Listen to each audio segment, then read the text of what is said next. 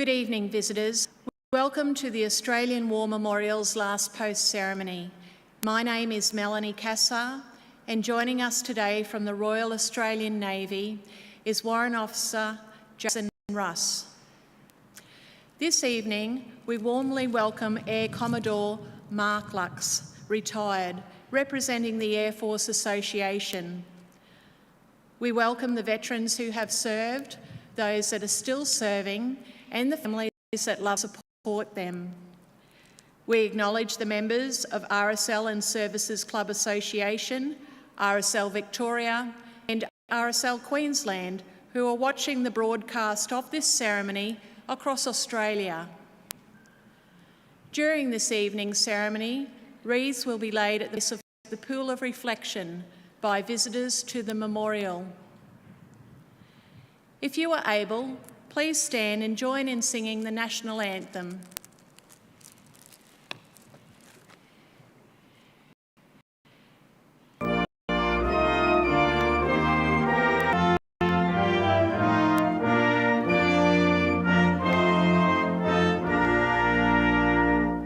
Australians, oh, let us rejoice, for we are one and free, with golden soil and wealth for toil. Our home is good by sea.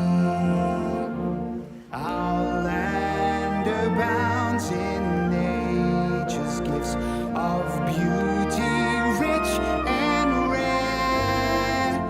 In history's page, let every stage advance Australia fair. In joyful strains, then let us sing, advance Australia fair.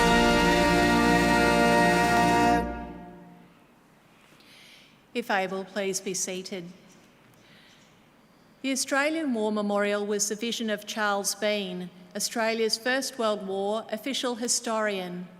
Bean landed with the Australian troops on Gallipoli and stayed with them at the front through to the end of the war. The idea of this national memorial and museum came to him at Pozières, France, in the depths of the bloody fighting of 1916. Bean's idea was that this would be a place where family and friends could mourn loved ones buried in faraway places.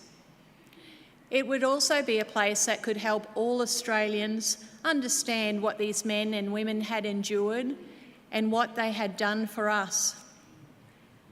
Bean's vision, to which we remain true, is best expressed as inscribed in the entrance to the memorial's galleries. Here is their spirit, in the heart of the land they loved, and here we guard the record which they themselves made. Tonight, we will read the story behind just one of those on the Roll of Honour, which lists the names of more than 102,000 men and women who have given their lives for us in war and on operations for more than a century. But first, we present a lament. Flowers of the forest. Wreaths or floral tributes will now be laid at the base of the pool of reflection.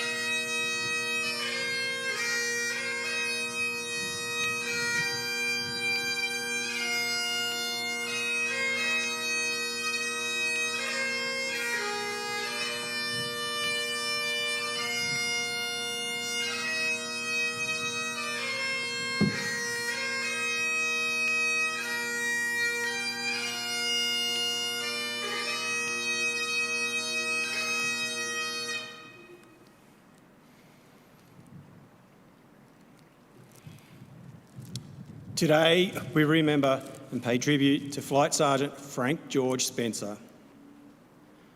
Frank Spencer was born on the 22nd of February 1923 in Maylands, Western Australia, to Frank and Nellie Spencer.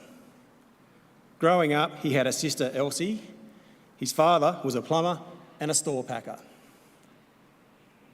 Frank attended Perth Modern School, and after failing his leaving certificate, he took night classes at Perth Technical College in order to take it again.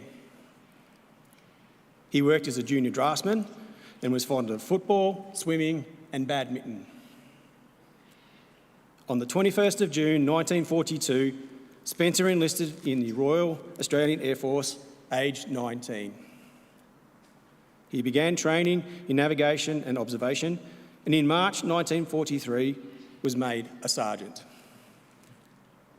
Spencer embarked for overseas service from Sydney on the 25th of May 1943, arriving in the United Kingdom in July.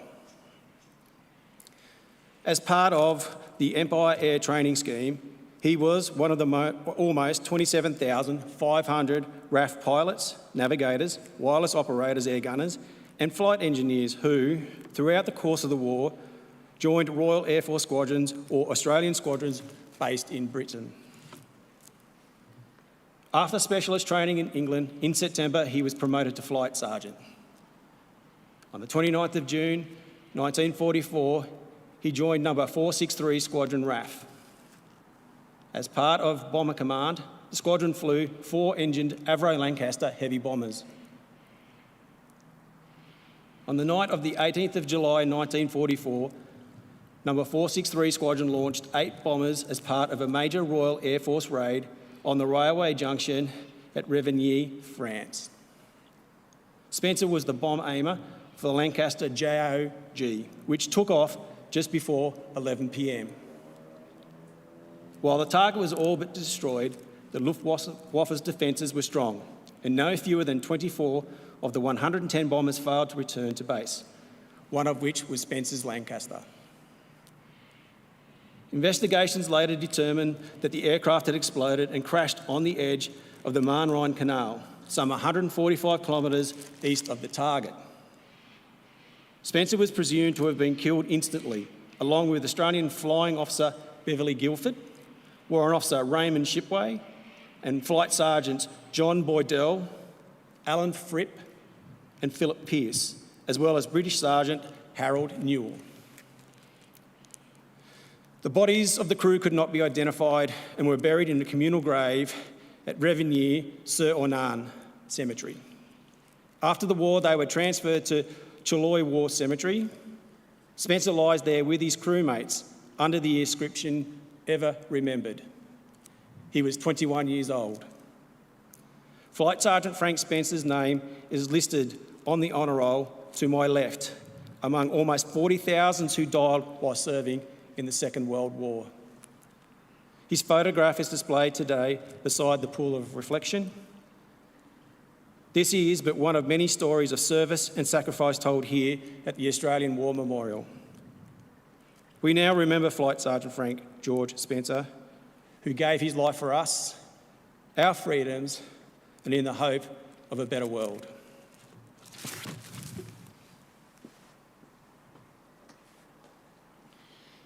Please stand for the reading of the ode and the sounding of the last post.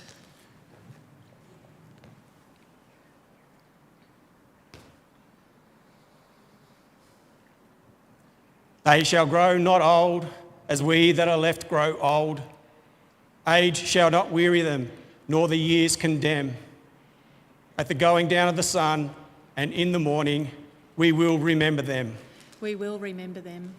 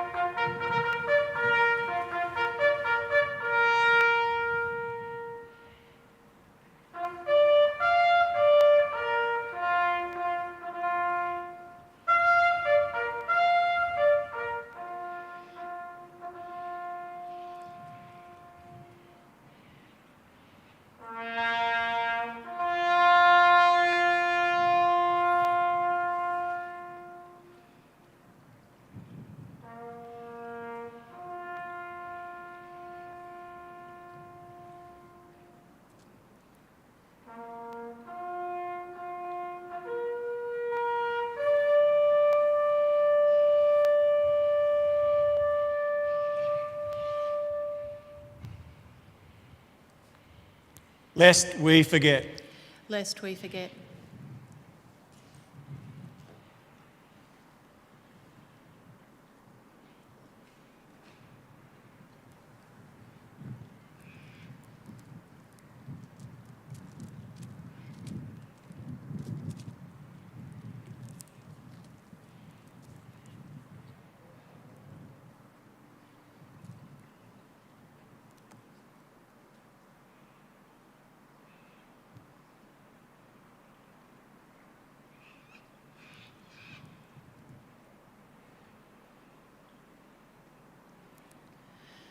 We leave you this evening with the words of the memorial's founder, Charles Bean.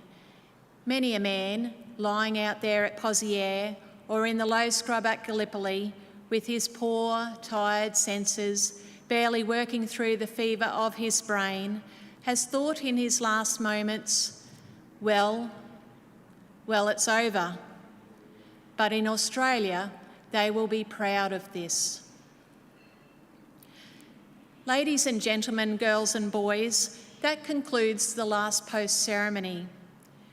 On behalf of the Director and staff, thank you for visiting the Australian War Memorial today and for your continued support of the Memorial's development project. We wish you all a very pleasant evening.